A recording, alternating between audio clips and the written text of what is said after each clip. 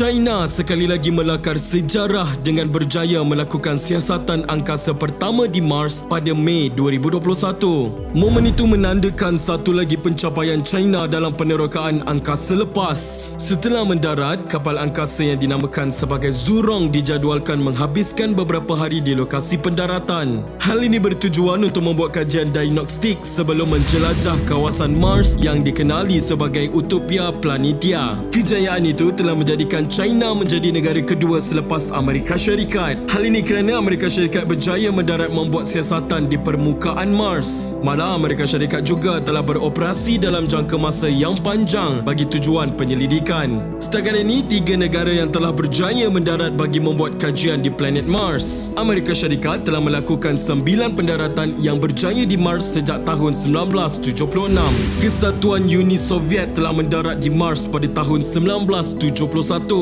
Namun misi tersebut telah gagal setelah siasatan berhenti menyebarkan maklumat selepas melakukan pendaratan. Mendarat di permukaan di planet Mars seperti mana yang dilakukan oleh China dikatakan merupakan tugas yang jauh lebih sukar. Hal ini kerana kapal angkasa yang digunakan perlu menggunakan perisai bagi melindung dari panas terik ketika memasuki atmosfera Mars. Malah perlu menggunakan roket retro dan payung terjun bagi melambatkan pendaratan. Payung terjun dan roket juga perlu dikerahkan pada waktu yang tepat bagi melakukan pendaratan di kawasan yang telah ditentukan. Menurut seorang jurucakap pentadbiran angkasa nasional China iaitu Geng Yang, beliau menyatakan bahawa setiap langkah untuk melancarkan kapal angkasa ke Mars perlu dipantau. Hal ini kerana bagi mengelakkan pendaratan angkasa lepas ke Mars terjadinya sebarang kejadian yang tidak diingini berlaku. Pencapaian China ini juga telah mendapat sambutan positif dari pelbagai pihak. Antaranya ialah Thomas Zurbuchen iaitu pentadbiran bersekutu NASA mengucapkan tahniah kepada pentadbiran angkasa nasional China itu. Dalam hal itu, Zurbuchen mengharapkan sumbangan penting yang akan dilakukan misi bagi pemahaman manusia mengenai planet Mars. Zhurong diharapkan dapat menjalankan misinya selama 90 hari bagi mencari bukti kehidupan di Mars. Rover dari China bersaiz kereta kecil itu mempunyai radar, laser dan sensor yang dapat menembus tanah bagi mengukur atmosfera dan medan magnet. Jelaslah bahawa China telah membuktikan kehebatan teknologi mereka mampu menandingi negara Eropah dan kejayaan mendarat di Mars. Kejayaan China contoh kepada seluruh negara. China tetap mara di persada dunia.